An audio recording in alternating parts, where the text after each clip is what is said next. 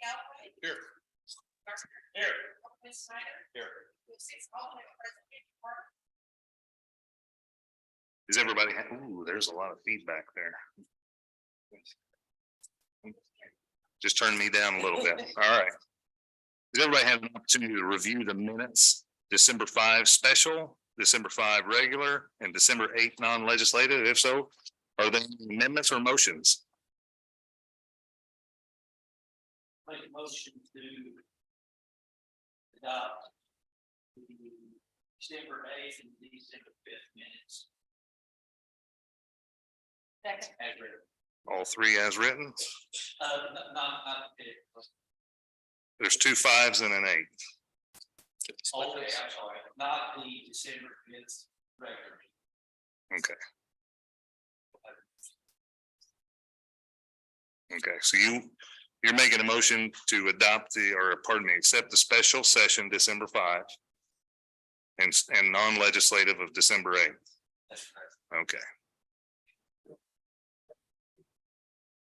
Ms. Alder, you still want to second that? Okay. Motion was made by, pardon me, Alderman Campbell, second by Alderman Alder, to accept the minutes of December 5 special session and December 8 non-legislative session. All those in favor? Opposed? Abstain? Motion carries 5-1. And how about December 5 regular meeting minutes? Would anybody like to tackle that one? I'll make a motion to accept the December 5 record. Second. Motion was made by Alderman Campbell, second by Alderman Gardner, to accept the minutes of December 5 regular meeting. All those in favor? Perfect. 6. All right, no ceremonial matters, no scheduled guests. We'll jump right in the first reading of bills. We have a few of them. Mr. Flores. Your Honor, I move to place Bill 3410 on its first reading by title and description only.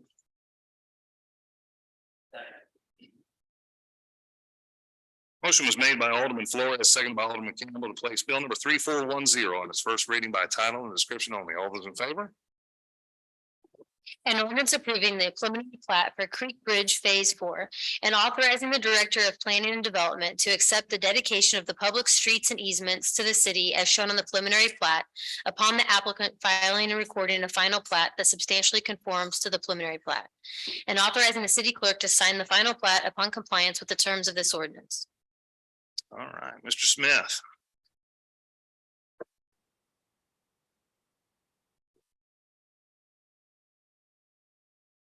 Yes, the application is for the preliminary plat for Creek Bridge Phase 4. This is the last phase of the subdivision to be developed. If you recall, several months over a year ago, there was an approval of this phase that has expired. So that's why it's coming back before you this evening. The preliminary plat does conform to the zoning district. The infrastructure is existing and can be extended to this development to serve this development. During the design phase following the preliminary plat review, the utilities, roads, and storm waters will be further evaluated by staff and our third-party engineers for compliance.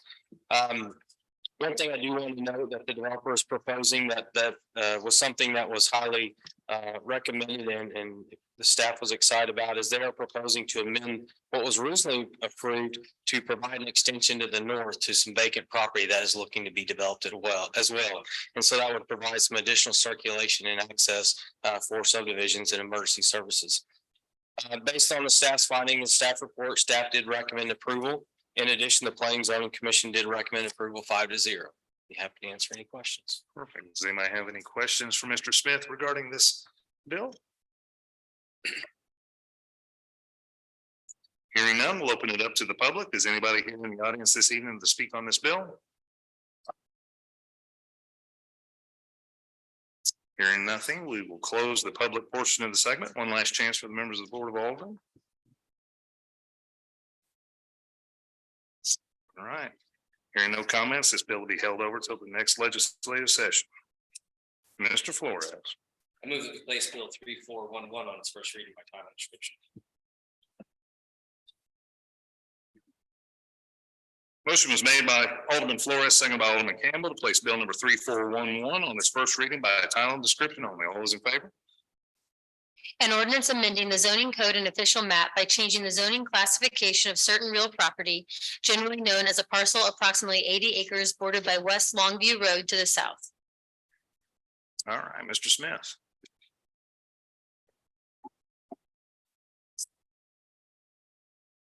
Yes, this is a request to rezone piece of property approximately 80 acres in size from I-1 industrial to A-1 agriculture. The property is currently vacant. There are no overlay districts that do affect this property. The OTO trail plan does identify a future trail corridor on this property, and at the time of development, that will be further evaluated by staff to getting that trail easement within the development. There are environmental features identified on this property and shall be further reviewed at the time of development by the permitting agency. The comprehensive plan does note the future land use as single family residential. The surrounding land uses is PUD residential to the north, industrial and mobile home to the east, residential and agriculture to the south, and then residential to the west. Based on the staff report, the projected roadway infrastructure improvements, surrounding uses and current development, the request for the zoning will not be consistent with the city's growth and the recommendation of the comprehensive plan. The Planning Zoning Commission did recommend approval 4-1. Be happy to answer any questions. All right, does anybody have any questions for Mr. Smith? All right, thank you, sir. We'll open it up to the public portion of this bill. Is there anyone in the audience that would like to speak on this bill? Perfect. If you'd like to step forward, give your name and address to the clerk. If you haven't filled out a card yet, if you do that before you leave this evening. Yeah, for sure. It's Thank you, Kyle sir. Estes, 5825 North 25th Street, Spark. And I was really just gonna see if anybody had any questions on what we were doing or why we were doing it, so. We're just trying to get it more consistent with my use of it, and so somebody wants to come in after I'm gone and rezone it to residential, they can, but it's not gonna be my intended use from here on out, so. Just kind of keep it consistent with what I've been using it for. Mhm. You stepped up and the lights came on, so see who's first. Mr. Flores. Do you plan on running any cattle on that piece of property? I do. You do? Okay. Yep. Uh, Cattle and hay. cattle and hay? Yep. With the agricultural zoning, there still are some regulations with that kind of stuff. Right. You familiar Yeah. with that, how that Yeah. works? The buffer zones and everything, yeah. Okay, no problem. That was my question. Ms. Alder? Oh, perfect. You guys are on the same Two track. birds, one stone, yeah. Any other questions for Mr. Estes? All right, perfect. Thank you, sir. Thank you. Is there anyone else in the audience this evening to speak on this bill? Hearing none, we'll close the public portion of the bill. One last chance for members of the Board of Aldermen. Hearing nothing, this bill will be held over until the next legislative session. Mr. Flores, it looks like it's your night. You just go right ahead. Yeah. Your Honor, I move to place bill 3412 on its first reading. Second. Motion was made by Alderman Flores, second by Alderman Campbell to place bill number 3412 on its first reading by title and description only. All those in favor? An ordinance amending the corporate boundaries of the city of Ozark, Missouri by annexing certain real property generally known as a parcel approximately 1.97 acres to the east of lots 7 and 8 of Christian County Commercial Park. Mr. Smith. Yes, the request is for the annexation of approximately 1.97 acres. The parcel is located within the Tier 1 urban service area with the city of Ozark. The property is compact contiguous to the city limits. The city does have adequate utility services serve this facility and is at the project boundaries. Based on staff reports and staff's findings, staff did recommend approval. The Planning Zoning Commission did recommend approval 5-0. Be happy to answer any questions. All right. Do the Alderman have any questions for Mr. Smith? Is there anyone in the audience here this evening that would like to speak on bill number 3412? Please step forward. You go ahead and give that to her and go ahead and give your address and name as well, please. Thanks. My name is Daniel Richards and the address is 1200 East Woodhurst Drive, Springfield, Missouri. And I'm with Lee Engineering representing the owner on behalf of this project, and I'm happy to answer any questions you guys might have. Ms. Alder?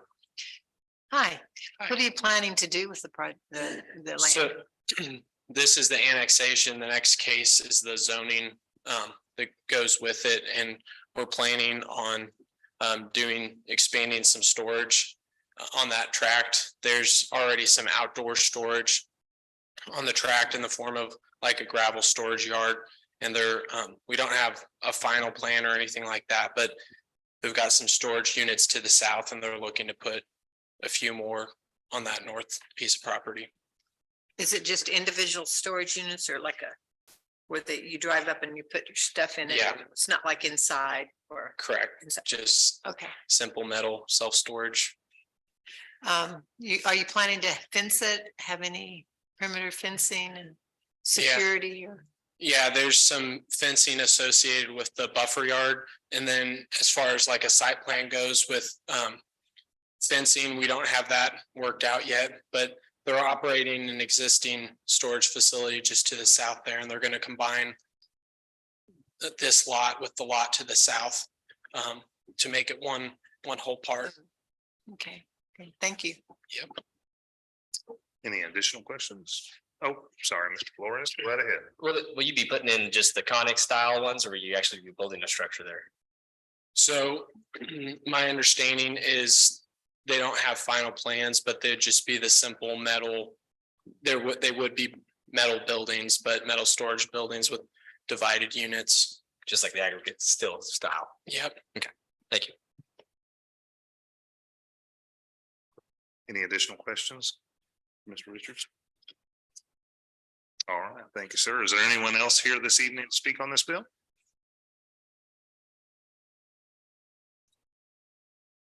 All right, hearing no comments from the audience, we'll close the public portion. One last chance for the members of the Board of Aldermen. Hearing none, this bill will be held over until the next legislative session.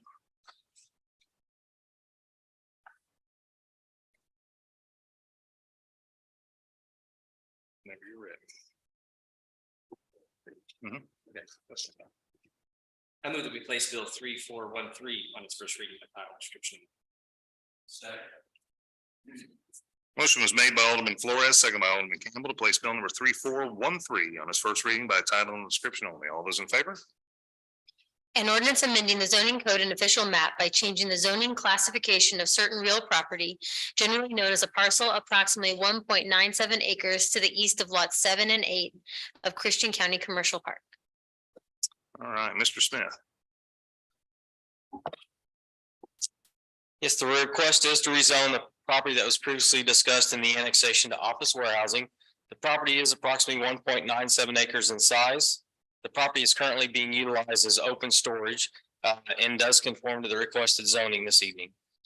There are no overlay districts that affect this property. The comprehensive plan recommends the land use as mixed use, and the requested zoning would fall within one of those uses of a mixed use.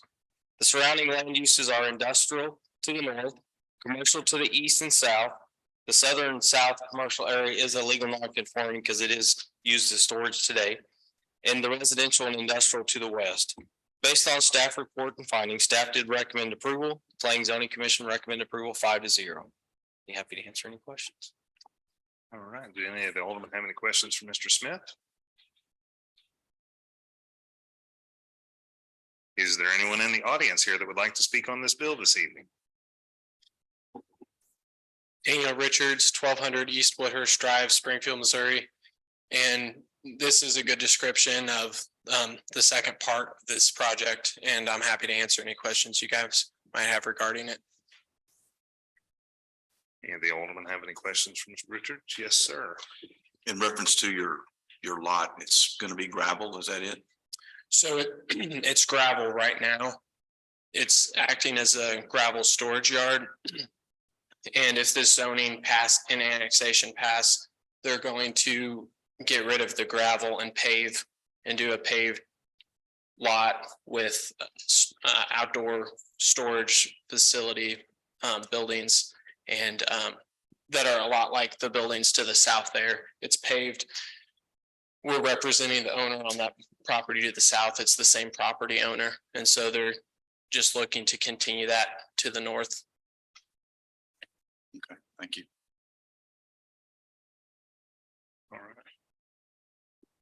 Perfect. I think we're good. Any other questions for Mr. Richards? I think, sir. Anyone else in the audience here this evening to speak on bill number 3413? Hearing nothing, we'll close the public portion. One last chance for the members of the Board of Aldermen. Hearing none, this bill will be held over until the next legislative session. Move that we place bill 3414 on its first reading by title description. Second. Motion was made by Alderman Flores, second by Alderman Campbell to place bill number 3414 on its first reading by title and description only. All those in favor? An ordinance amending the zoning code and official map by changing the zoning classification of certain real property, generally known as a parcel approximately 9 acres at 5803 North 21st Street. Mr. Smith. Yes, the request is to rezone a parcel from commercial to office warehousing. Property is approximately 9 acres in size. The property is currently being utilized as a storage facility and is a legal non-conforming. The approval of this zoning would bring it into compliance with our zoning ordinances.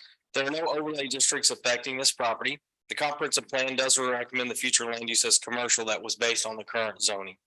The surrounding land uses are commercial to the east and south, residential to the west, residential and industrial to the north. Based on staff report and findings, staff did recommend approval. The Planning and Zoning Commission recommend approval 5-0. Is there any questions? Does anybody have any questions for Mr. Smith?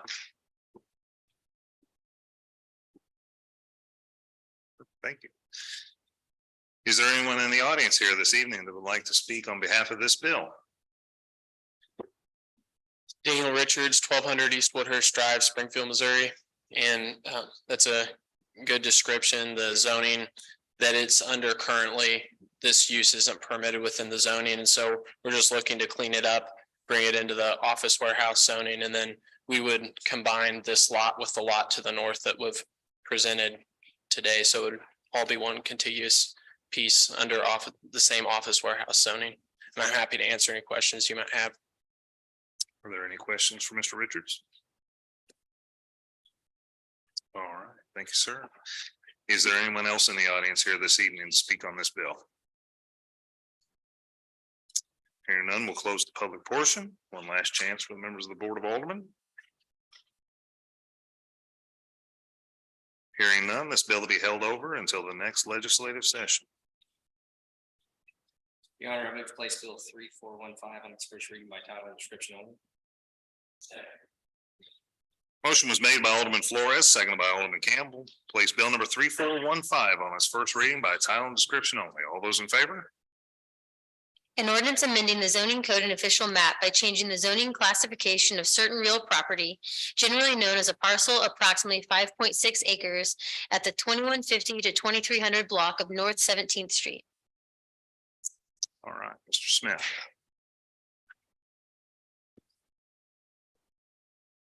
Yes, the request is to rezone this parcel from medium density residential to office warehousing with the conditional overlay.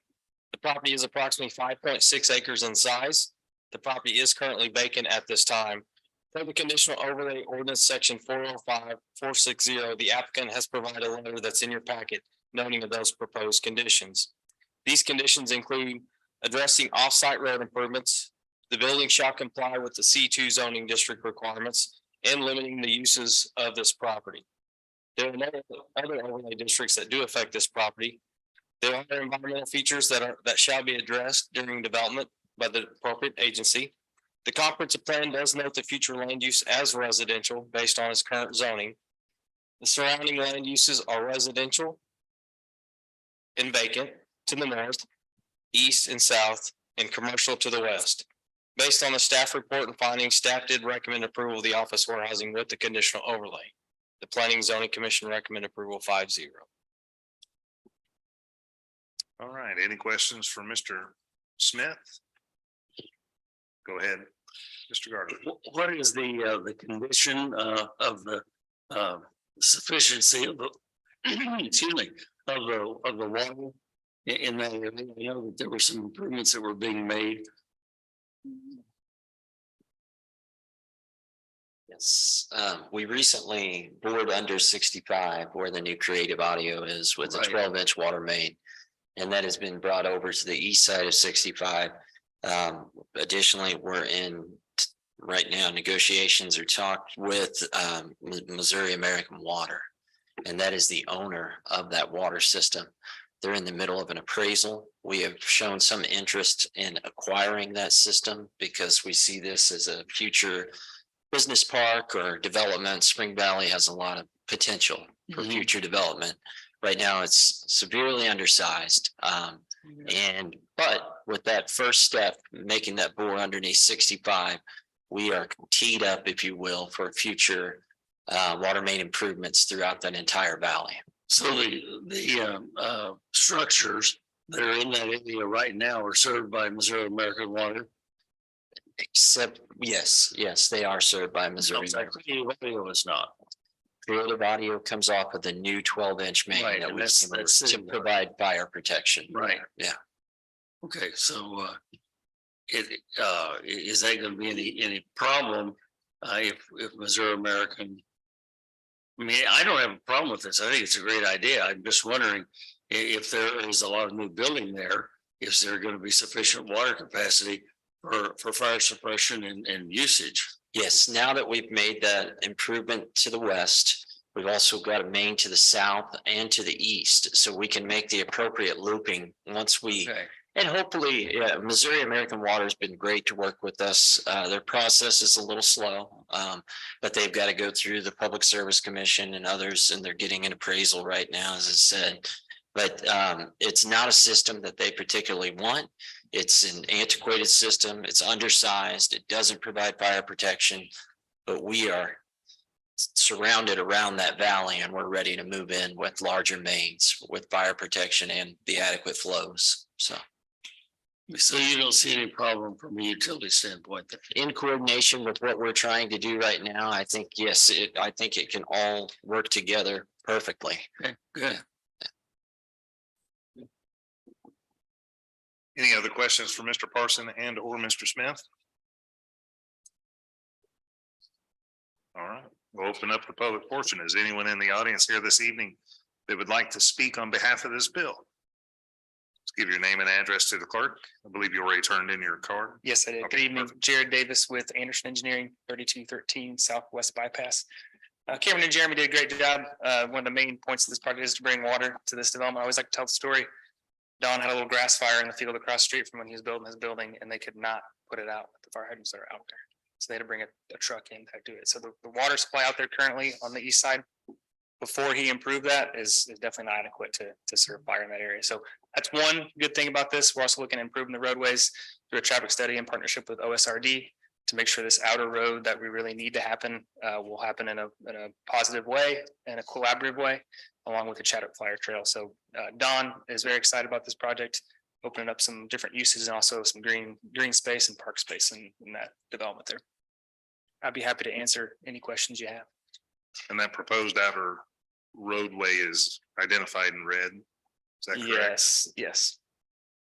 And that's just the concept at this point, but that's what we're trying to go. So that'll all be done after the rezone, traffic study, coordination with the city of Ozark and OSRD, and obviously some property owners to make a route along that outer road. But that is on your major thoroughfare plan to get that outer road there. Absolutely. Mr. Gardner? I should know this, but I'm confused with the location of a Creative Audio and the Elks Club. I think that building there is Creative, right? That white one, and the Elks is to the north. Yep, Elks Lodge is just to the north at that kind of corner right there, yeah, left. Yeah. Yeah, that's right. I thought. Right there. All right. Does anyone have any questions, Mr. Davis? All right, thank you, sir. Thank you. Anyone in the audience here, anyone else, pardon me, in the audience here to speak on this bill this evening? Hearing none, we'll close the public portion. One last chance for members of the Board of Aldermen. Questions, comments? Hearing none, this bill will be held over until the next legislative session. Your Honor, I move to replace Bill 3416 on its first reading by title description only. Motion was made by Alderman Flores, seconded by Alderman Campbell, to place bill number 3416 on its first reading by title and description only. All An ordinance amending the zoning code and official map by changing the zoning classification of certain real property generally known as approximately 24 acres at the 1500 block of West Valley Drive. Mr. Smith. Yes, so this is the second application that goes in hand with the first one. It's the property to the east, the larger parcel there. The request is to rezone this property from single family residential to office warehousing with a conditional overlay. The property is approximately 24 acres in size and is vacant at this time. For the conditional overlay ordinance section 405-460, the applicant has provided a letter in your packet noting the proposed conditions. Same as the previous application, those conditions are addressing the offsite road improvements. Building shall comply with C2 zoning requirements and limiting the uses on this parcel. There are no overlay districts that affect this property. The comprehensive plan does note the future land use as parks, recreation, and open space. The surrounding land uses are residential to the north, east, and south, and residential and/or vacant to the west. Based on the staff report and findings, staff did recommend approval of the office warehousing zoning with the conditional overlay. Planning Zoning Commission recommend approval 5-0. Happy to answer any questions. Any questions for Mr. Smith? Thank you, sir. Anyone in the audience here this evening that would like to speak on this bill? Jared Davis again, be happy to answer any questions you guys may have. Any questions for Mr. Davis? Thank you, sir. Is there anyone else in the audience here this evening that would like to speak on behalf of this bill? Hearing no comments, we'll close the public portion. Go back to the Board of Aldermen, one last chance. Hearing no additional comments, this bill will be held over until the next legislative session. Oh, let's move on to a different Alderman. How about Mr. Gardner this time? I move that we put bill 3417. Second. Motion was made by Alderman Gardner, seconded by Alderman Flores, to place bill number 3417 on its first reading by title and description only. All those in favor? An ordinance establishing sewer connection fees. All right, Mr. Parsons. Yes, it's that time of year again. As you all know, per section 715-070, when we were working initially with our bond council back in 2005, they made a recommendation to the board at that time for a 3.5% increase on an annual basis. Now that proposed additional 3.5% has to come before the board. So that's what we're talking about tonight. And I've got just a brief presentation.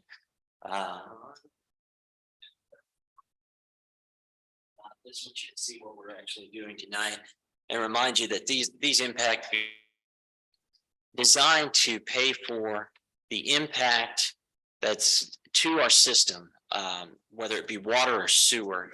You're essentially purchasing a part of that plant that will require to treat that sewer moving forward. And as we continue to grow,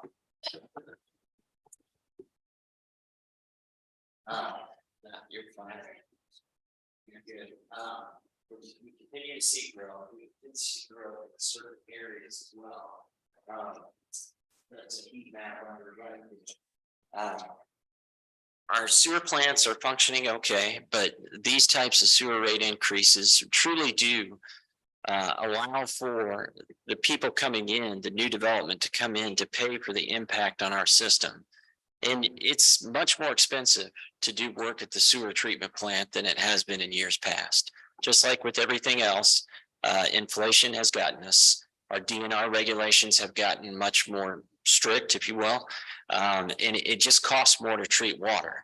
So I think originally when this was set up with the Board of Aldermen and the Bond Council, they recognized that this would be a revenue stream to help pay the debt for everything that we've done in the Elk Valley treatment system and taking off multiple lift stations. But it's also to keep up with the rising cost of just treating sewer. It's not an inexpensive thing. To give you kind of a flashback here. We actually did a very in-depth study called Ozark by the Numbers, where we tried to truly quantify the impact of each and every household. So that impact, by looking at water, sewer, and streets, came out to about $8,410. We are talking tonight about sewer only. I'm not asking you to raise this to $8,410, but what we are asking is, in order to keep up with the demand, we're asking to do this 3.5% increase. I wanted to provide you some perspective with our local, other local municipalities and what those rates are currently. This information is Springfield Builders Association. They have a great tool on their website called Look Before You Build. You'll see that we're not the highest, but we're not the lowest either. But you know the history of growth, and you know what we had to do to keep up with that growth. And I will tell you this, you're seeing a lot of other municipalities really start to rise to the level that we were for years.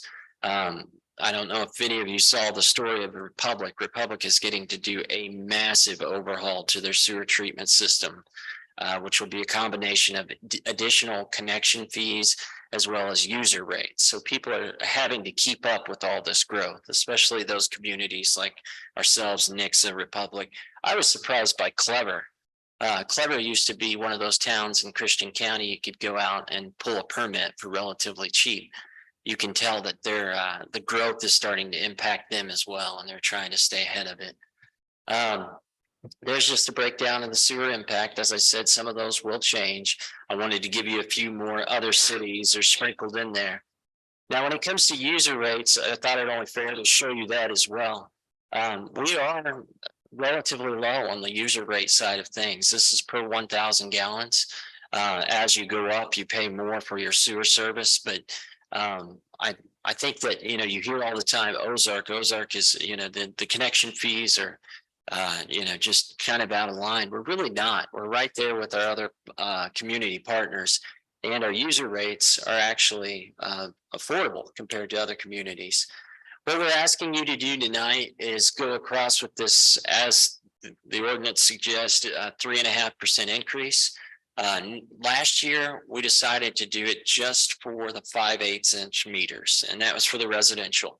This year, I'm asking that the board consider, we're asking collectively as staff, because of the increased cost, to go across the board 3.5%, no matter the meter size. And you'll see with the comparison from year to year, it's not a tremendous increase. You're not going to see a multi-million-dollar job, halt development because of this type of increase. But I do think it's in our best interest, and it's prudent on our behalf to make these incremental raises so that we can continue to make the improvements necessary to operate a successful treatment plant. So that's what's in front of you tonight. And again, this is every year.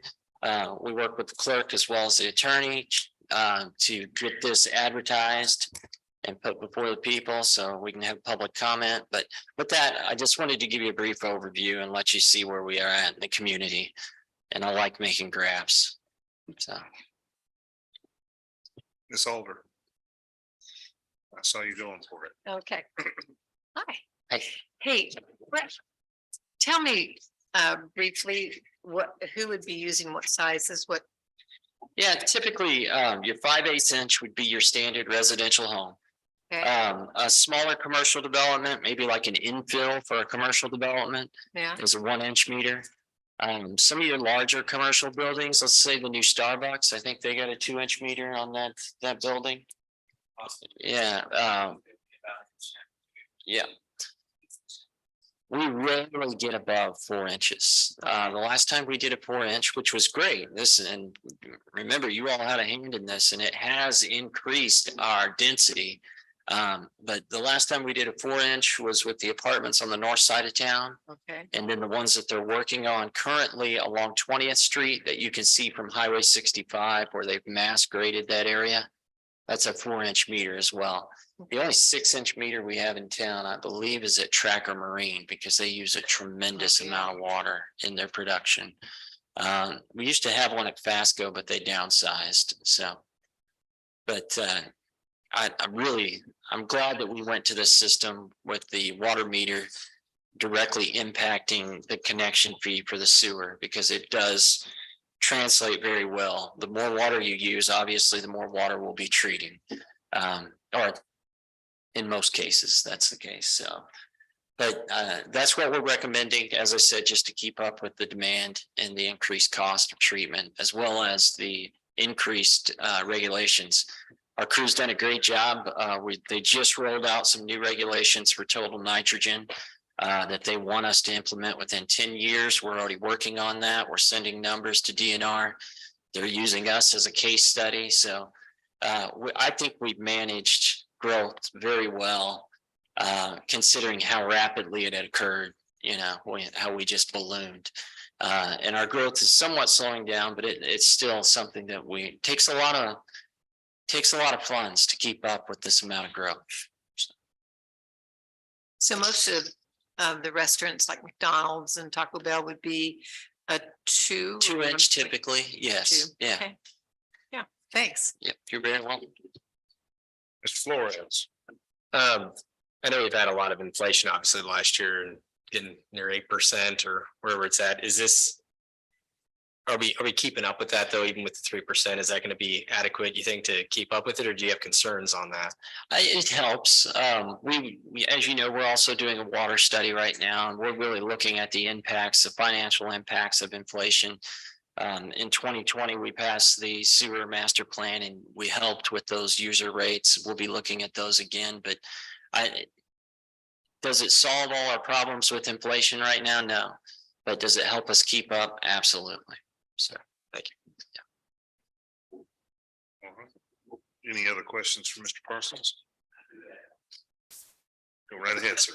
Just out of curiosity, when the restaurants and stuff like that irrigate during the summer, and this has nothing to do with connection, but do they also get the lower rates because they're not running that water through the sewer? Yeah, we try to encourage them to get the summer sewer average, because that obviously we're not treating that water. So that is a good program that we put in place, and most people take advantage of that. And it's fair too, like I said, we're not treating that water, so.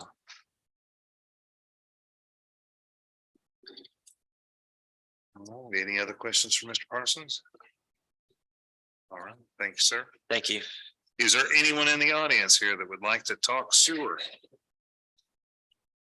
And just a reminder to anybody that may be watching this is first new connections only. The existing residents, this is not changing their rate. This is only for connections to the system that are new.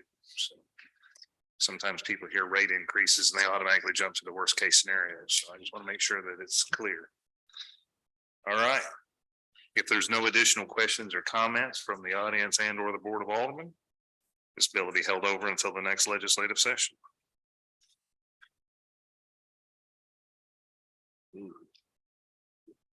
From sewer to weed, Mr. Galloway. Your Honor, I move that we place bill number 3418 on its first reading by title only. Second. Motion was made by Alderman Galloway, seconded by Alderman Snyder to place bill number 3418 on its first reading by title and description only. All those in favor? An ordinance calling an election in the city of Ozark, Missouri to be held on April 4th, 2023. To submit to the qualified voters the question of whether the city shall levy an additional tax on the retail sale of non-medical adult use marijuana. All right, you tackling this one? I can present this bill. Yes, if you would, please. As you're aware, Missouri voters approved an amendment to the Missouri Constitution authorizing adult use marijuana. This amendment went into effect on December 8th of this year. The constitutional amendment authorizes local governments to levy up to an additional 3% sales tax on adult use marijuana. The tax would not be applied to medical marijuana. Pursuant to the presentation that was given to the board, staff has brought this bill forward at your request for the consideration of whether this should be placed on the ballot in April. Mr. Galloway. You had provided a explanation about the constitutional amendment at our non-legislative session.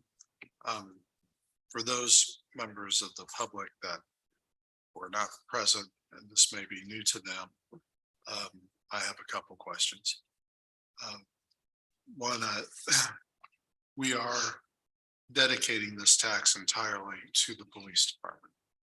The ballot language is drafted to indicate that it would be funding the Ozark Police Department, correct?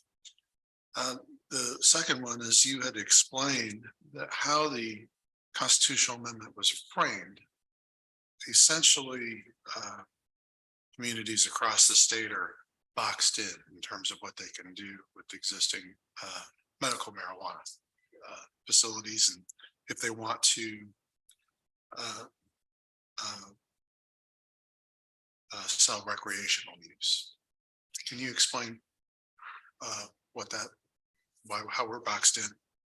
Yes, the opportunity for a comprehensive facility, which is a facility that will sell both medical marijuana and adult use marijuana, will first go to those that are currently licensed as medical marijuana facilities.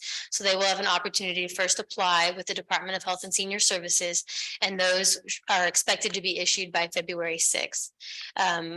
The constitutional amendment also has a provision that discusses if a community would like to prohibit the comprehensive facilities in their jurisdiction. That question is required by the Missouri Constitution to be placed before the voters on the next presidential election. So we would be in 2024. And then that must, by the terms of the Constitution, passed by a 60% vote of the constituents of the jurisdiction. So effectively, it would be a question to the voters if they wanted to prohibit comprehensive sale of marijuana. At 60%. It would require a 60% majority vote pursuant to the terms of the Constitution, yes. And I think that you had discussed, and you might remind me of an issue of a potential taking if we're not.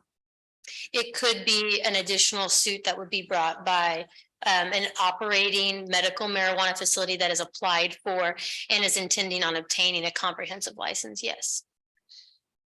So in other words, if communities are essentially being prodded by this constitutional amendment to get the recreational licenses allowed.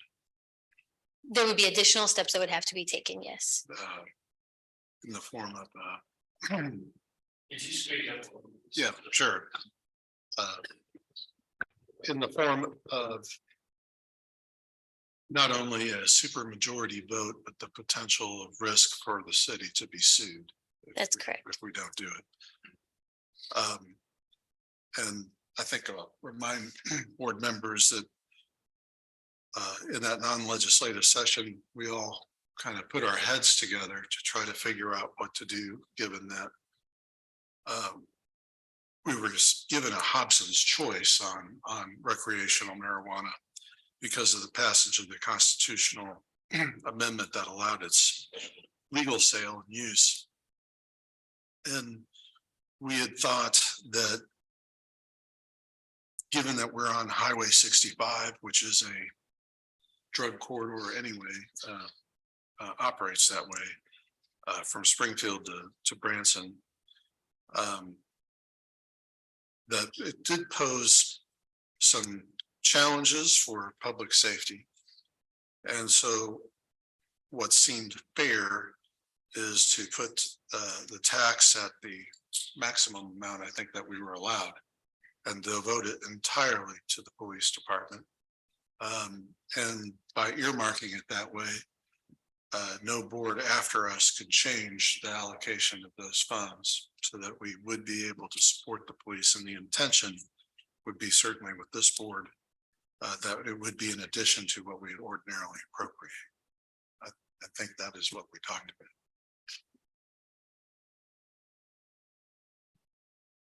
Any additional questions, comments? Snyder. No, when we discussed that, we talked about the impact it's going to have on our community. Regardless, the Constitution says now we have to have it. But I do think that we need to we need to make those preparations for our law enforcement with the things that are going to come along with it. And anything that we can get the maximum value out of a tax with this particular product, I definitely think we need to give it to our police officers.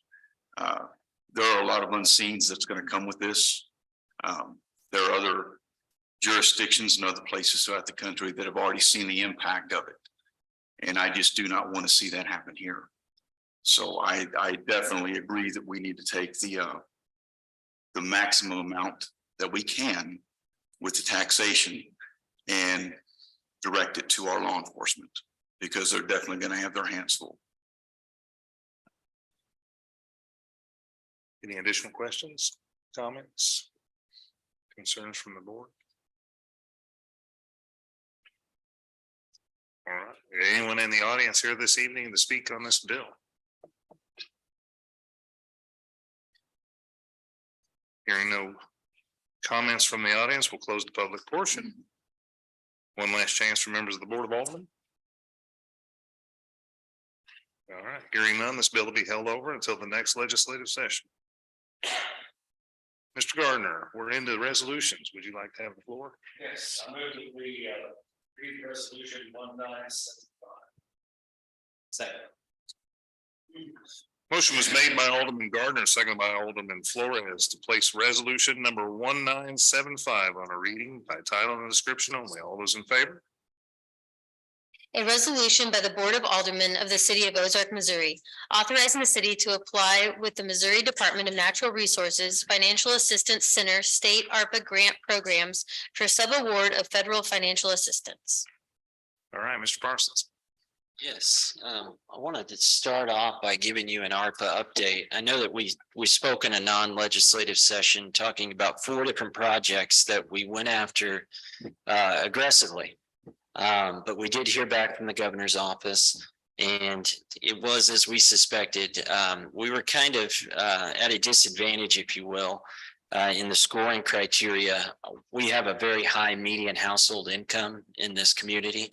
And a lot of the $400+ million from the ARPA funds went to, well, it was meant to be fair and equitable, and it was meant to help these other communities that are struggling with their treatment plants and water and stormwater and whatnot. So we did not score very well. I'm happy for our partners like Verona and Crane and those areas that need this money, and they can do a lot of good things with it. That we're not going to be sore losers here. But while we were doing this, simultaneously, we were working with our partners at Cochran Engineering, as well as our state legislator, actually in this case, Lincoln Huff. We had heard that there had been over $60 million that was looking to be appropriated directly from our state legislators. And we put our name in the hat, and we got a good result. As you know, we've been working for several years now on establishing flow equalization to abandon that siphon and to get more of our sewer actually out to the Elk Valley treatment plant. That'll help us on multiple levels. But so we presented this project and presented it to Lincoln Huff, and then they took it on, and it came out as House Bill. Back. 3020, and I wanted to see the amount here. But I know it's $3.25 million that they earmarked for us or allocated for us. That's a significant amount of money. And this is something that we had already prioritized in our sewer master plan, and we knew that it had to be done. So we're very happy to say that this is part of the process. We need to pass a resolution this evening, basically going through the checks and dotting our I's and crossing our T's to get this money fully allocated to us in the year 2023, which you all will be voting on here in a few minutes. We have allocated $1.5 million to the phase 1 of this project, but that will be considered our match in this case. But again, this is something that we prioritized collectively. We knew we had to spend money on, and then going to the state to get this money allocated is a big win for the city of Ozark. So thank you to everyone involved, and I'm just happy that we were included. So. Well, I'm gonna say good work on securing $3.25 million of money that we didn't have to go towards this project. And just for the point of clarification, and I think there was an announcement made a month or two ago about this potential of the 3.25 coming in. And there were some comments that were made though, why are we always needing money if we're having money just handed to us like this? So remind us all on the record here what the total cost of this project is. Yeah, this flow equalization project is in excess of $6 million. We'll be doing this in phases. But this is not by any means a cheap project. And the key here is as well, you all know the struggles that we've had with our siphon and that constant environmental threat that we've had. People aren't throwing money at us, and we work hard to get this, but I feel fortunate that we've gotten it, but we have so many needs, and that goes back to that tremendous amount of growth. It was the Wild West here for a while, and we are still trying to play catch up from all that growth. And the needs are there, and nothing about water and sewer is in any way inexpensive. So this is a huge bonus to the city, and the money was there. So I always say, if the money's there, it might as well come to us, right? Absolutely. So. Absolutely. Well, good work again on that. And, $6 million project, and we've got half of it basically covered through this, this funding, which is huge and which is awesome, but it's just so much more than that. I think there's some people probably watching, and even maybe people in the audience don't understand what the siphon is. That is the sewer basically going under the river, which is a catastrophe in the making. At any point in time, we could be, up a creek, I guess you might say. So this is huge. This frees up capacity on the northern plain to allow for continued growth. This makes us utilize the southern plain at a better capacity, and so it's kind of a big deal for Ozark for this to happen. I'll commend you and the rest of the staff for getting it in play and making it come to fruition. That's a great way to say it. You sound like disciples of the sewer master plan. That is great to hear you talk about flow equalization. Absolutely. 2 years sitting in this chair and you've pounded sewer. So, Mr. Campbell, got a question, comment. I don't want to catch you off guard, but could you tell us where we at on capacity on the north plant and on the south plant now, and what you're expecting after this happens? Absolutely. Right now, we're at about 1.2 million gallons per day on the north side. We have capacity of 2.1, but don't let that mislead you. Anytime we get a major rain event, we can get in excess of 5 million gallons at the north plant through I&I. And we're tackling that as well with all the CIPP projects that we're going after. But right now we're about 20% capacity, 200 to 300, so 20 to 30%, 200 to 300,000 gallons a day at the Elk Valley treatment plant that was designed for 1 million. So increasing that capacity by somewhere in the neighborhood of 200 to 300,000 will get us up between 50 and 60% of our capacity at Elk Valley. In the sewer world, that makes a sewer plant run much more efficiently. You've got to have a certain amount of volume in there to really make it's a microorganisms at work really.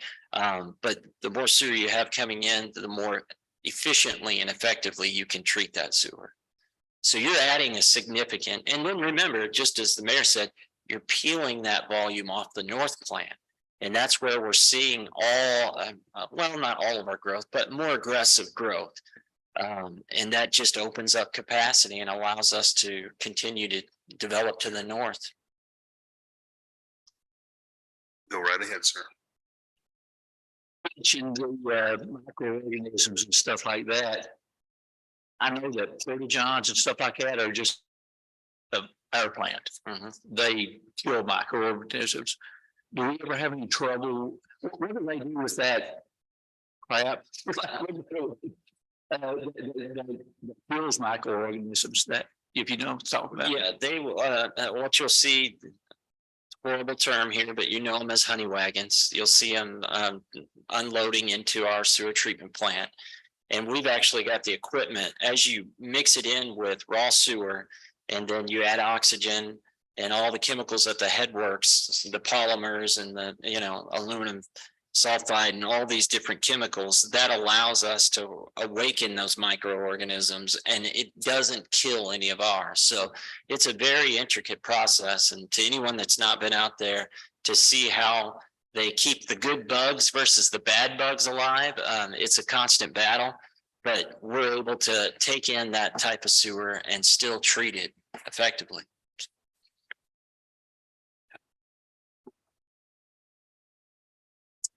Any additional questions for Mr. Parson? No? Anybody like to adopt this resolution? How about a resolution 1975 instead of bill?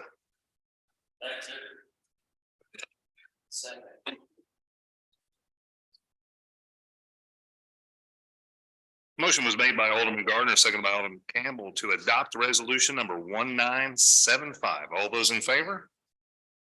That is unanimous. All right, perfect. We'll jump right into second reading, final passage of bills.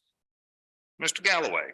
Your Honor, I move that we place bill number 3408 on second reading by title only. Motion was made by Alderman Galloway, seconded by Alderman Campbell. Place bill number 3408 on its second reading by title only. All those in favor? An ordinance adopting a budget for the city of Ozark, Missouri for the 2023 fiscal year. Mr. Childers. Mr. Mayor, at last meeting, the administration presented a balanced budget for 2023 to the Board of Aldermen for your consideration, and that is the board's decision tonight. Bill number 3408 will approve the 2023 balanced budget. If there's any questions about any, I have not received any questions, but if there are tonight, I'd be happy to answer them. All right. Are there any questions for Mr. Childers? Mr. Galloway? I know that I had to put off a couple of meetings with you. One, I think I had a trial that moved over to a day that was just after we were scheduled, and I needed to spend my time on that. Is this bill part of what we were going to be discussing at that meeting? Everything that the board and as well as you requested is in this bill. So this bill is again the proposed 2023 budget. All the things that we had previously talked about from is all in here and accounted for. So I guess in particular, this bill has the public information office funded in that. Yes, that position has been funded, as well as a couple other positions that were open from the finance department to a few other departments. We always have positions that are open, but a new one is going to be the public information office position. That has been out, and we are in the process of setting up setting out resumes. We're in the process of setting up interviews for those for that position right now. I appreciate that.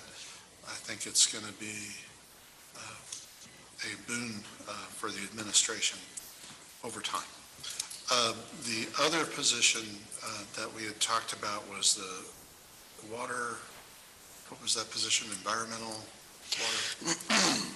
There was a presentation, yes, there was we're going through some organizational restructuring right now. There was a proposal to create somewhat of another department, if you will. We're not going to be able to, we're not going to go forward creating a department right now, but there is going to be a position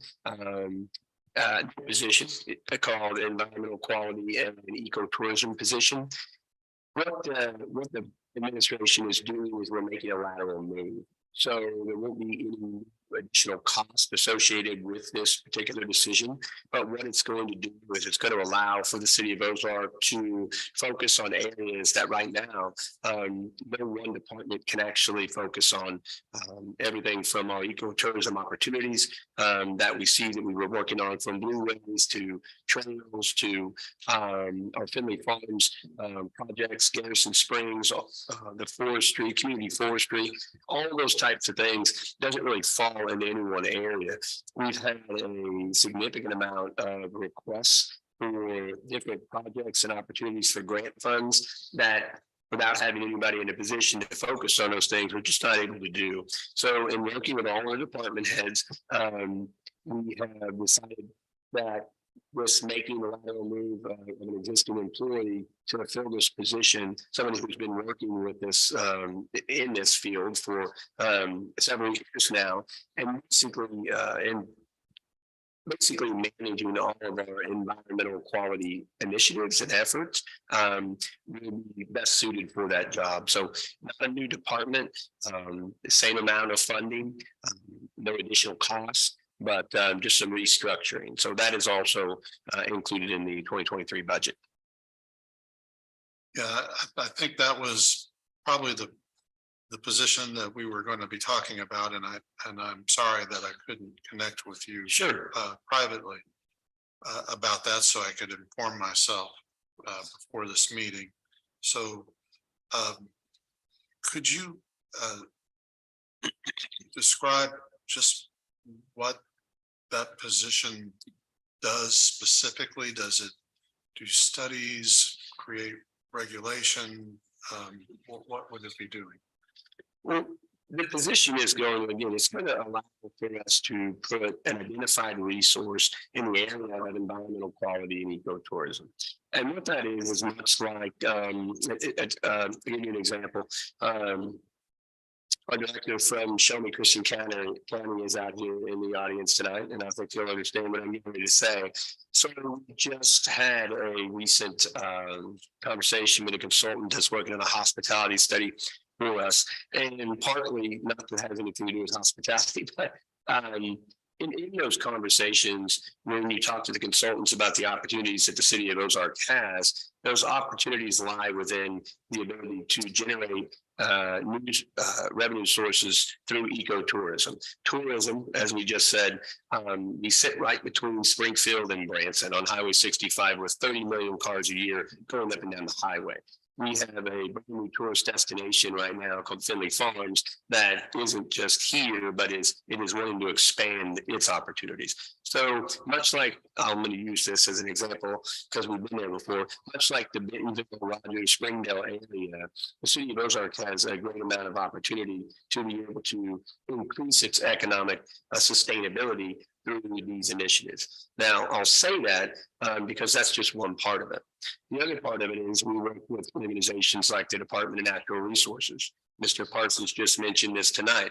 There is a new program that affects I should say, not a program, there's a new set of regulations that the Department of Natural Resources is saying that the city of Ozark needs to implement over the next decade. That is going to be nitrogen. They're changing the entire way that we're allowed to put nitrogen in the river. And so we're all going to be grouped into one area. The program that they're actually creating is going to be something called the nitrogen credit program. And so through that program, we'll be working with one of our third-party partners, the James River Basin Partnership.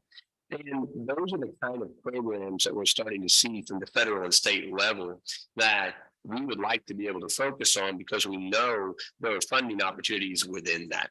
So everything from the Department of Natural Resources, James River Basin Partnership, which also brings me to stormwater.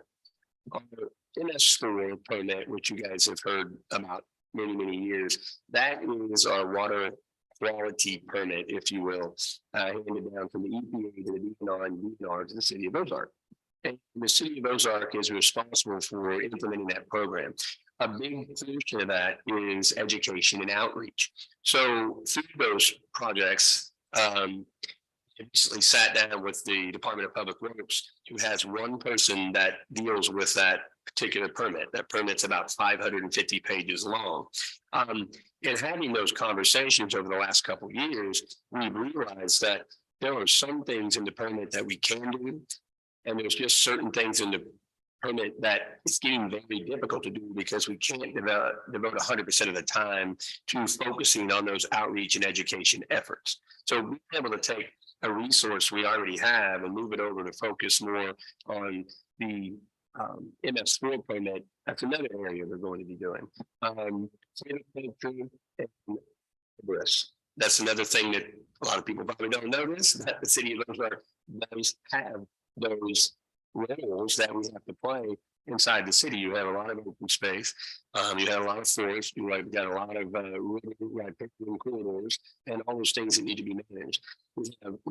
So this particular position is going to be something that allows for a new resource to be able to work multidisciplinary across the many departments that we have, whether that be public works or parks, even legal. They're going to be responsible. The continuation of obtaining all of the easements, right away, and real estate that the city of Ozark needs to acquire quite often. I think we just had a meeting a couple of weeks ago, if not a few weeks ago, where the city of Ozark is working over a year and a half to obtain easements for future trail development. And that is a big deal to do. And we have somebody that's very, very good at that. And we'd like to keep that in that department. So there's going to be, it's a new title, but there's going to be some duties that are going to remain. That the person is doing now. They're just transferring over to a new title so that it would be not under public works any longer, but it would be under the administration department. You probably see the city of Springfield created, I'm going to probably get this wrong, a sense of place or position that one of the architects, and I believe that we all will know, Tim Rosenberry, holds a position and answers directly to the city administrator. And what that does is that allows for somebody on our staff to be able to look at the best management practices. And it goes beyond environmental, because I think one of the things that we have repeatedly heard from all the citizens in the almost 20 years that I've been here is that we want to continue to grow, but we don't want Ozark to change. We want it to be exactly the same as it was yesterday, but we want to see the new Chick-fil-A bus come to town. So in order to be able to do that, you have to be able to protect your most valuable assets, and those are your natural resources. So the community, it's an additional level of responsibility to our community. We have to protect and preserve and enhance our Finley River Valley. We have great opportunities to work with the Missouri Department of Conservation and DNR and everyone else on identifying areas where we can protect other assets like Smalling Cave and Garrison Springs and all of those things. So I think it's a very innovative step forward for the city of Ozark. I think we're getting significant support from our outside agencies that think this is going to be something that from the engineering world to the conservation world, something that the city of Ozark can really use to maximize its economic potential for the long run. So we have the job description. I'm happy to send that job description out to the board. I did copy, I did send you an email, Mr. or Alderman Galloway, with that job description, kind of explaining exactly what it was. And so again, I hope that answers some of the questions. Maybe there's more. I was happy to answer those too. But while I look that email up, I don't know if anybody, it looks like Alderman Campbell has a question, so I'll pass the over to you. Okay, I was gonna summarize. Chick-fil-A is coming to the Walmart parking lot. No department head is being created, lateral move, no change to the budget. Summarized it. What did that have to do with 30 seconds? He mentioned Chick-fil-A a minute ago. I thought everybody might want to know Chick-fil-A is coming. Don't know that yet, but it's coming. Don't know that yet. Stay tuned. Probably on the exact same day that Whataburger opens. Probably so. South side of town. And Starbucks, I don't know. I've got a few comments and I'm not sure if I'm correct in my comments. Sure, I'm asking at the same time as I'm speaking, I guess.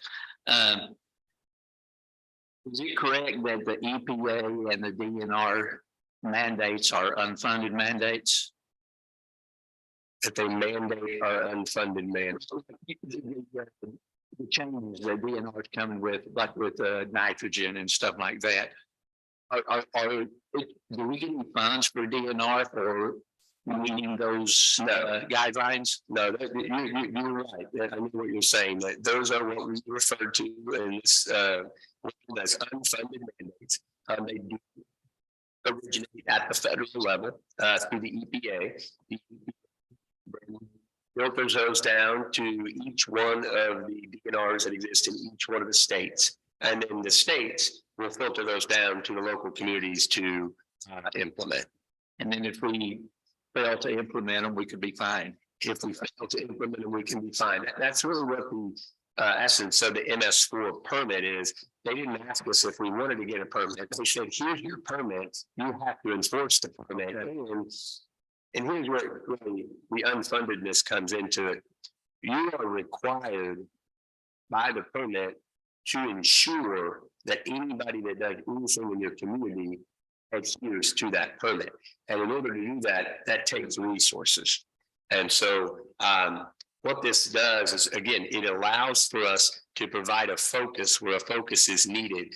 And I don't know all the potential opportunities that will result from this.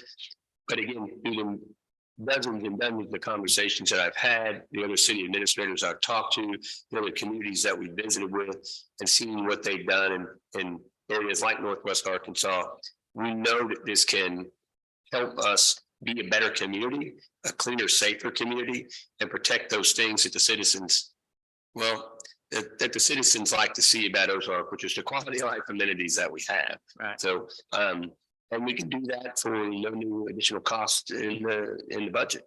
So, Okay. That's the gist of what I was wanting to say. Any additional questions, comments, Mr. Galloway? Yeah, so it is a new position in the sense that these duties do not presently exist. so I'm sorry, This position. I didn't hear the first part. This is a new position. I mean, this does not exist anywhere else. Yes, this is a new position. So environmental quality and ecotourism. What does this person then do for the administration? I mean, can you take me through a workday? What does that person do? How is that person supported? And that's where I'm confused. Like with any position, there's a tremendous amount of administration. Like I said, we've worked 1.5 years to secure easements just to be able to prepare ourselves to go after trail grants. If the community wants to have the easements, if you can't go get the easements and you're going to have to hire an engineer to get the easements, it's going to cost a lot more for the engineer. And so honestly, I think that what this is going to do is it's actually going to give an additional resource to the other departments to be able to have a direct person to go to when they need to get something done. The city of Ozark is a Tree City USA, and it's very difficult to maintain that status. It's an important status, but it's something that is part of our image. We don't have anybody to do that. It is something that you use for grants whenever you're applying for grants and things. Just the other day, we got asked, hey, would you be interested, or would you have any particular areas that would be able to utilize this tree planting grant that the Missouri Department of Conservation has? Anybody to give that project to. I think what you're going to see with the beginning of the environmental quality is you're also going to see historical and cultural as that area begins to develop. And I'll say that because Mr. Parsons got a request the other day about a particular area of the city of Ozark, which probably has historical and cultural value. Well, I know it has historical and cultural value. That's not something the Public Works Department should be working on. The Public Works Department needs to focus on the water and the sewer and the streets, because we're a growing community. And because we're a growing community, we do hundreds of millions of dollars worth of water and sewer projects. And we try to do that with limited resources that enable us to be able to keep our fees at a reasonable level. So to be able to have somebody that can focus on, again, our natural resources as an asset and manage those gives all the other departments somebody to go to. So you have right of way, easements. It takes a long time to be able to build those relationships with the people to be able to get that. So there's a very personal touch there to do that. And they're not just going to do that for trails. They're going to do that for water, for sewer, whatever else that the city needs to be able to do that. They're going to be the ones that are actually working with our legal department to be able to acquire those things when we need them. So, you know, I don't know how to answer what this person is going to do every minute of the day. Well, I don't. I can send you the job description and. You know, I'm sorry, I didn't mean to interrupt you. No, go ahead. Yeah, I wasn't really looking for what emails the person was going to write it. I was just trying to get an understanding of the concept and how it fit within the organization, what different things it would be doing. The person you have in mind for it is an outstanding employee and been good at getting easements. I think others have too, done a good job. I was just trying to understand the position because it's all still just a little bit out of reach for me to just imagine what the person is. I know what Cameron does and I know what Jeremy does. I know what for parks Samantha does. That is all very concrete to me. And then I know what HR does within the administration. But I'm still struggling to understand what the environmental quality and ecotourism person will be doing when they would go to work and what their reports will be like to us if they, I guess they're not a department head, but how this position supports the city administration, you or department heads, and then what supports this position. What staff supports this position. So that's really what I'm trying to get my mind around. Again, I think it's all described in the job description, and I'll be honest. I think it's a bit. Again, I think it's a bit innovative, and I think that there are things that the city of Ozark is looking to do in the future, 3, 5, 10 years, that we have to be putting people in place now to be able to. To be able to recognize some of the opportunities that are going to come forward. There's funds out there all the time that we just don't have the time to go after. And I think that this is going to be one of those areas where we can dedicate a revenue, or dedicate a resource person to do that. So. Well, I want to jump in here because at first when we started this conversation, I'm kind of like, we're not making a change to the budget as far as an employee, but we're talking about a shift of duties of an employee. So I was a little short with you a minute ago when I made my comment about summarizing, but the more that this conversation has gone out, I still think we're talking about proposing a bill here and adopting a bill. And this is really just one position of one. We're not adding to the overall budget by creating a brand new department or creating a brand new position. This is just maybe a lateral shift, but at the same time as I'm hearing this, it's a lateral shift of a position. But if we don't have time to do it now, how are we going to have time to do it in the future without creating a whole new position? So if the current employee works in public works and he's going to be moving to a newly created position. Somebody is going to have, if all of a sudden now he's going to have enough time to go do all these jobs we're talking about, then what has he been doing in the past? You see what I'm saying? You're creating more work, but you're not creating more people. So that does not make sense to me. If all of a sudden now a new environmental, and this is a conversation that we could obviously have just about any time, but if Mr. Flores works for me and now he's going to go work for Mr. Galloway, and Mr. Galloway has a whole bunch of new jobs for him to go do, how's he going to have time to do that over underneath Mr. Galloway when he's giving up some of the work that he's doing over here? Are you following what I'm saying?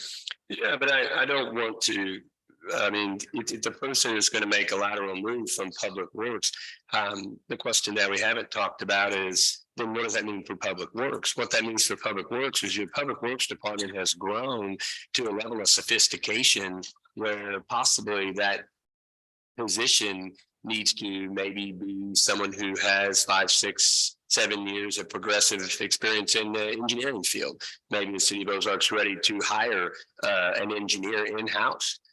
Maybe we have to have an in-house engineer and we have to have a third-party engineer. There's dozens and dozens and dozens of factors that go into an organization of 110 full-time employees and 9 departments that I mean, I guess we can get into right now, but I don't know. Well, I don't know that a legislative session is the perfect place for this conversation of job duties, but it started, and I kind of, you know, it brought the question to me if an employee is moving from one department to another and assuming new responsibilities, somebody has to pick up those responsibilities he's leaving behind. Mm-hmm. Obviously, some of those duties and responsibilities will travel with him. Right. But something is going to be left behind and somebody's going to have to pick up that torch and run with it.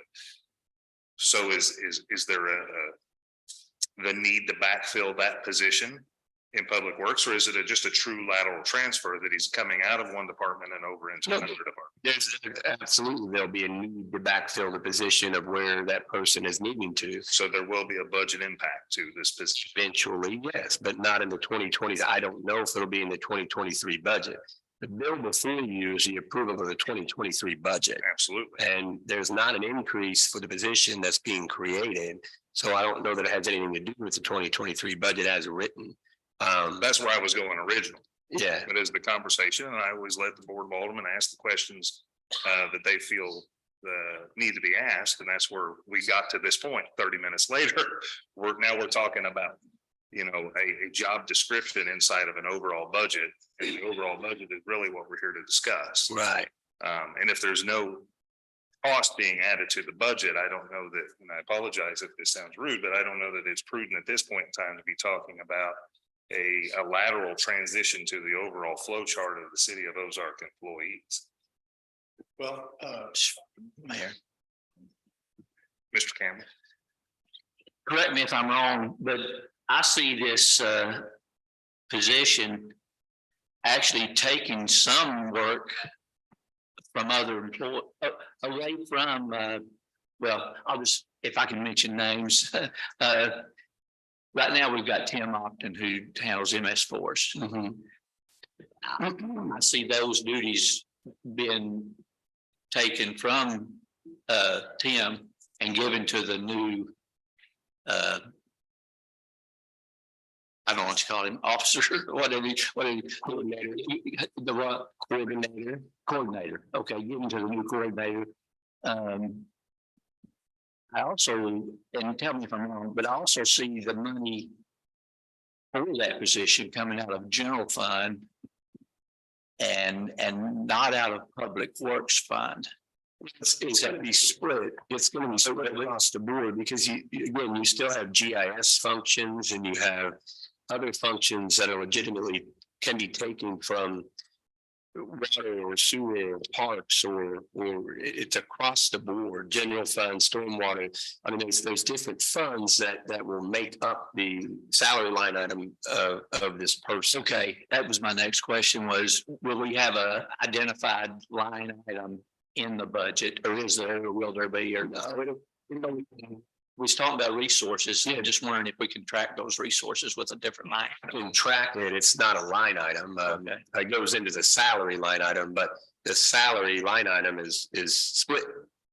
For most employees is split across different funds. I got you. Depending on what the job is, because most employees don't just do one thing out of one area. I mean, some do, but some don't also. So when you have an employee that kind of goes across the entire spectrum, then you use different funds to pay for that. At this point, I'm on board with it. I think it's a good idea. There's some logistics to be worked out, but the mayor, we're kind of getting into the weeds on something to where we'll never get through this budget tonight if we get deep in the weeds that much on several items. But if I read you correctly. That's kind of what I'm sitting here thinking, if there's no impact to the budget, then this is really a staff driven decision. And if the Board of Aldermen wants to be involved in that in depth, this probably isn't the perfect forum for that, being in the middle of a budget bill, because it's not impacting the budget.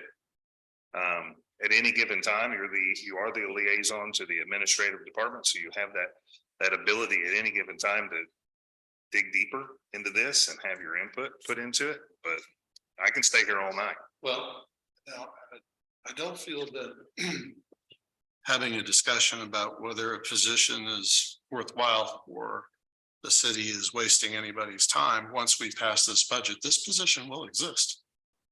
And so I think it is a fair question to ask, what does the position do?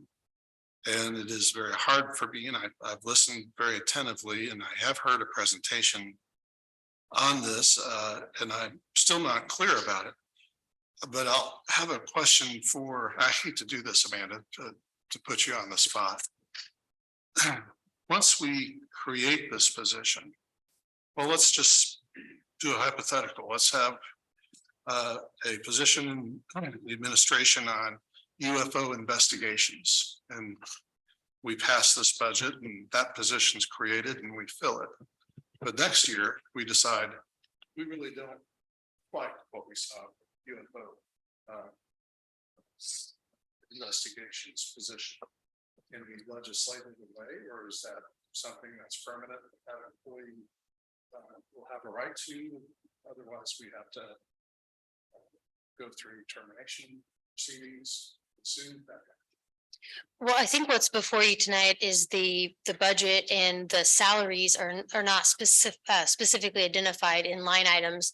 They're grouped together under one budget line item for the most part, unless they're divvied up amongst different budgets. But there is another chapter that may dictate some of this, which is chapter 115, which is in the city code, and that establishes the departments of the city and the functions of the departments, including the department of the city administrator. And to some degree, the Board of Aldermen would have the legislative authority to amend that as it regards to UFOs or whatever positions that they would like to see or not see, and would have an opportunity when that bill is brought forward to discuss this in further depth.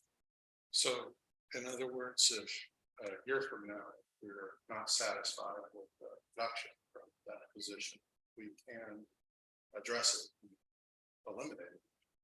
The board has the opportunity to give direction to the city administrator. The way that the city is set up as a fourth class city, most of the powers related to day-to-day functions in the HR manner would go to the city administrator, but the board can give direction to the city administrator. So through that, and then also through potential amendments, if you'd like to see them, to chapter 115, which set forth the different departments, those would be two avenues that the board could take to put into place what you have described. Well, I'll leave it this way. This position, to me, has not really been supported by a very clear idea of what it is doing. And I am skeptical of it, to be frank. If the board consensus is that this is fine. That's fine. I'm willing to experiment for a year. I guess if everybody else is, but just understand when we vote for this budget, it is creative. There isn't any other opportunity to talk about it other than right now. So I don't quite see how it is functioning. But and I don't want to be an administrator at all. But I still can't quite get my mind around what this position does, but I will just leave it at that. Somebody else's light was on just a minute ago and I turned them off to cycle back through. So if you have any questions or comments, I think Mr. Gardner, well, if you wouldn't mind. It was my light that was on, but if the discussion is over from everybody else, then I have nothing else to say because I think we've beat this one to death. I don't want to lessen the importance of discussing the merits of this position, but the budget time is not the time to do it. So I think we should move on. I agree. And I agree with the city attorney that adopting this budget doesn't necessarily lock in the position. It only locks in the budget as it's been detailed out. That position is not necessarily detailed out in the budget. If you would like to have further conversations with the city administrator and those job duties and details before it is implemented, by all means, I think that would be the perfect time.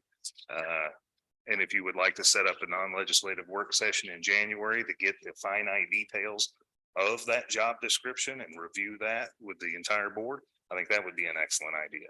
My response would be simply this. I don't fight over the same land twice. You know, this is the opportunity to address it. If the consensus is that we move on, that's fine.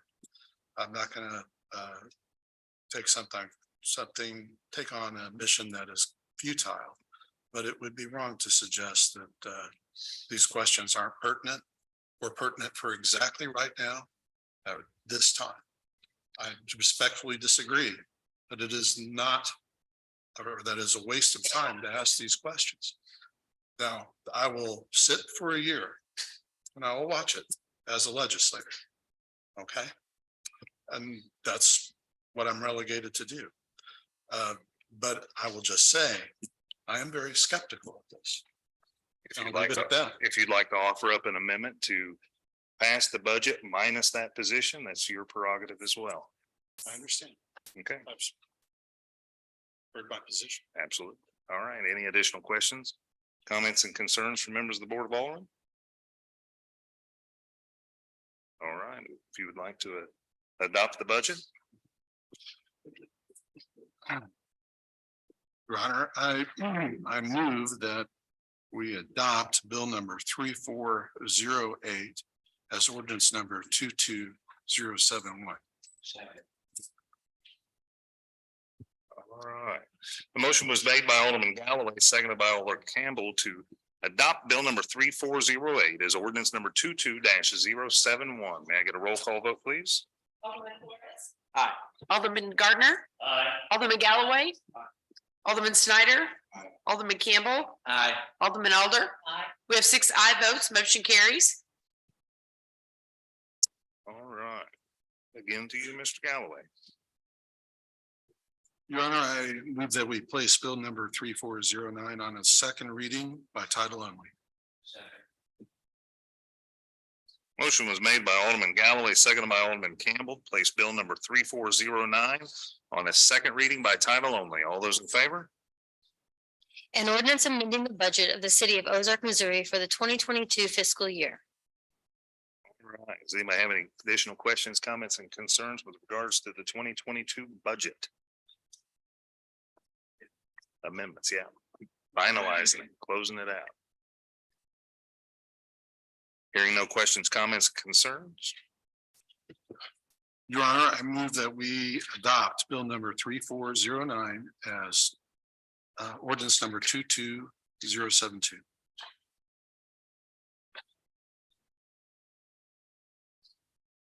Second.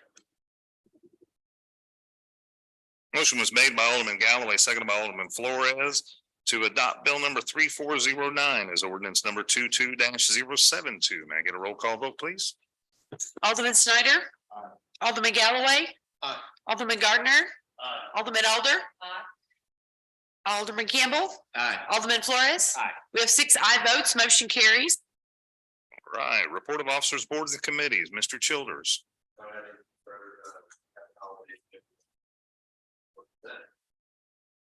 Right. Planning and Development Department submitted a report. Would you like to expound on that? Everyone's always curious as to your report and all the fun things you're holding back up there in planning and development, all those fun things. What's coming? Be happy to answer any questions, but I did want to address Chick-fil-A was, or not Chick-fil-A, but Whataburger was mentioned earlier. As I believe you all received, there was an email that came out from Ms. Payne about some updates on that. Staff received, I think just 2 or 3 days before that, an update from Whataburger. They had delayed their opening to right now it's tentatively January 9th.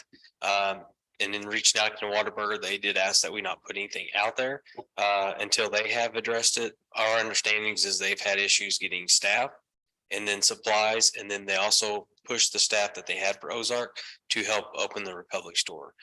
Since opening the Republic, it has been nonstop backed up traffic. So that is an update on the Whataburger. On Chick-fil-A, yes, they're going on the north end of the Walmart parking lot. As of Friday, I believe the last thing that we were waiting on for final approvals was the letter that Walmart was okay with them being on that property. We understand that they are, but we're just looking for that document. Other than that, be happy to answer any questions. That was the notification I got from the store manager and area manager that they are good to go. So as soon as you get that, we're rocking and rolling, and hopefully it doesn't fall on the same weekend. The Walmart store manager did reach out to me with concern about the Whataburger based off Republic's acceptance of that business to their community. And I'm sure that our law enforcement division had formulated a action plan with regards to traffic and the flow of traffic in our community. He's nodding the affirmative. So perfect. Yes. Any questions for Mr. Smith? Mr. Campbell? I have one that I don't think we've talked about in the past. I have heard that after the end of this calendar year, that HOAs are not going to be able to not allow solar panels. Hey, do you know anything about Is that? it something that's coming from federal or state or? Well, I heard it from my HOA. I don't know where that came from. There was the only conversation I heard said that if I may be totally wrong on this, but and maybe Mr. Gardner knows something about it. I don't know. But okay. All I heard was that an HOA has a certain deadline that they have to meet, which I think is the end of this calendar year. And if they do not adopt as a group, their voting members, if they do not adopt regulations on solar panels, they can't not allow them, but they can speak to the size of them and stuff like that. I know our HOA has not moved on it. And I was just curious if that had came down to you, if you were familiar with it or not. Not that I'm, that hasn't mentioned in the past, but I think what you're referring to a lot of times is in the covenants, and that's not something we specifically enforce. It And is. so that's really between the homeowner and the HOA. We would still permit them as we normally would. I just saw on your report that there were solar panel We see a lot of. permits, and it just caught my eye and brought that to the front of my mind. Ms. Calloway? Yes, to answer your question, there was some state legislation that I can provide to you that outlines that law. The specifics of it, I'm not extremely familiar with, but I knew it discussed what an HOA could do in the prohibition or regulation of solar panels. So I'd be happy to provide that to you. Yes. Any additional questions for Mr. Smith? Thank you, sir. OC Parks and Recreation Department. Ms. Payne submitted a written report. You might have any questions with regards to that report?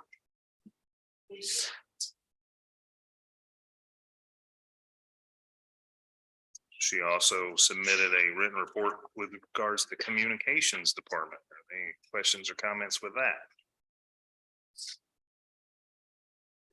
All right, hearing none. Miscellaneous comments and announcements from members of the Board of Aldermen and or the mayor. That's Alder.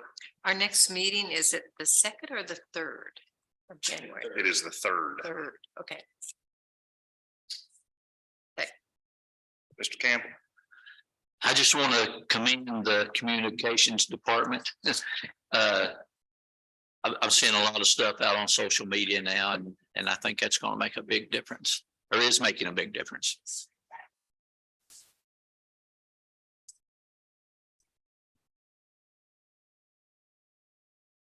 Any other? Mr. Galloway. Merry Christmas, Happy Hanukkah, Happy Kwanzaa. Enjoy the holiday. Any others? All right, well, this is my official last legislative meeting of the Board of Aldermen, and kind of a bittersweet time for me as I'm going to be moving over to the county courthouse on January the 3rd. I have had a blast working with staff. They probably can't say the same thing, but I think we've had a very productive 2 years. We've cleaned up the ordinance book a little bit. We've had growth. We've had good news, and I just appreciate everybody's time.